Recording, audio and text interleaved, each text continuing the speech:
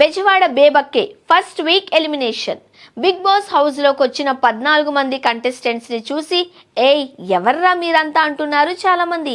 నిజానికి ప్రతి సీజన్ ప్రారంభం అప్పుడు కూడా ఈ డైలాగ్ ఎక్కువగా వినిపిస్తుంది. కానీ ఒక్కసారి ఆట మొదలైన తర్వాత హుష్ గప్చుప్ ఎవర్రా మీరంతా అని అడిగినోళ్లే మీ వెంటే మేమంతా అని ఫ్యాన్స్ వార్ స్టార్ట్ చేస్తూ ఉంటారు. అయితే ఈ సీజన్లో మాత్రం ఎవర్రా మీరంతా అనే కంటెస్టెంట్స్కి లోటే లేదు. వాళ్ళు ఆడియన్స్కి అలవాటు అవుతారో లేదో తర్వాత సంగతి. కానీ ప్రస్తుతం హౌస్లో ఉన్న 14 మంది కంటెస్టెంట్స్లో ఇంట్రెస్టింగ్గా అనిపించిన వాళ్ళతో పాటు బాబోయ్ వీళ్ళ ఓవర్ యాక్షన్ భరించలేకపోతున్నామనే వాళ్ళు ఉన్నారు. అందులో ముందు వరుసలో ఉన్నది మన బెజవాడ బేబక్క. అంతేకాదు తొలి వారం ఎలిమినేట్ అయ్యే లక్షణాలు కూడా బేబక్కలో పుష్కలంగా కనిపిస్తున్నాయి.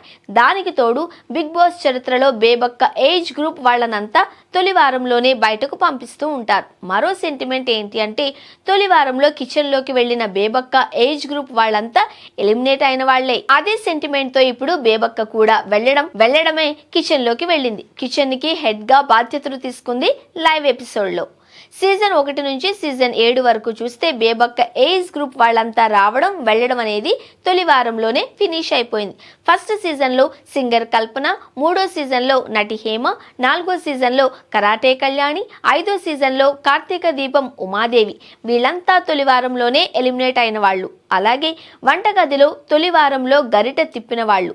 వీళ్లతో పాటు పూజామూర్తి, షకీలా కూడా కిచెన్ బాధ్యతల్ని తీసుకున్న వాళ్లే. 1-2 వారాల్లో ఎలిమినేట్ అయిపోయారు. ఇప్పుడు బేబక్క కూడా ఇదే సెంటిమెంట్ తో రావడమే కిచెన్ లోకి వెళ్ళింది. కాబట్టి తొలి వారంలో ఎలిమినేట్ అయ్యే కంటెస్టెంట్ బేబక్కే అనే అనుమానాలు మొదలయ్యాయి. తొలి వారం ఆమె నామినేషన్ లో ఉండడము ఖాయమే, ఎలిమినేట్ అవ్వడము ఖాయమే అనే వైబ్స్ వినిపిస్తున్నాయి గత చరిత్ర చూస్తుంటే. ఇక బిగ్ బాస్ హౌస్ లోకి ఎంట్రీ బేబక్క వీడియో అయితే ఓరి దీని వేషాలో అనేటట్టుగా ఉంది.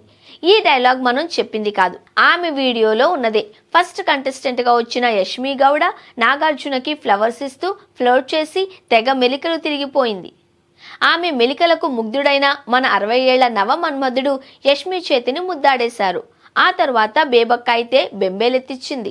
అందరి కంటెస్టెంట్స్ ఎంట్రీ నార్మల్ గానే జరిగిపోయింది. కానీ ఈమె ఎంట్రీ మాత్రం అమ్మా మెరుపుతీగా ఒక్కసారి వచ్చిపోవమ్మా అన్నట్టుగా బేబక్క 3 సార్లు పిలిస్తేనే కానీ స్టేజ్ మీదకి రాలేదు. ఆమె స్పెషల్ వీడియో కూడా చాలా ఫన్నీగా సాగింది.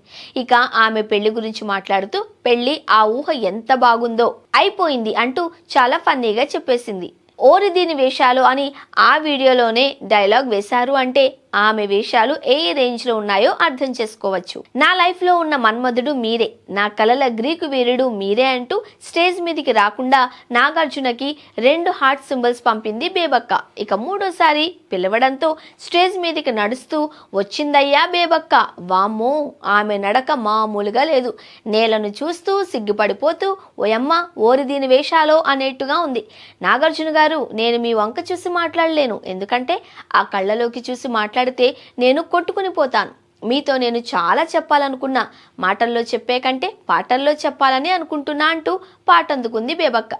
గుండెల్లో ఏముందో అని పాట అందుకుంది. అది విన్న నాగార్జున చాలు ఆపేయి అని అన్నారంటే ఎంత ఘోరంగా పాడిందో అర్థం చేసుకోవచ్చు. ఆ తర్వాత శేఖర్ భాషతో పాటు జోడీగా హౌస్ లోకి వెళుతూ నాకు హగ్ లేదా అంటూ అడిగి మరీ హగ్ ఇప్పించుకుంది.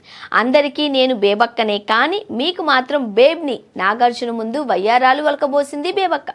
ఆ తర్వాత హాయ్ ఫ్రెండ్స్ అంటూ హౌస్ లోకి అడుగుపెట్టింది. దర్శకుడు అనిల్ రావిపూడి హౌస్ లోకి వచ్చినప్పుడు కూడా తెగ మెలికలు తిరిగింది బేబక్క.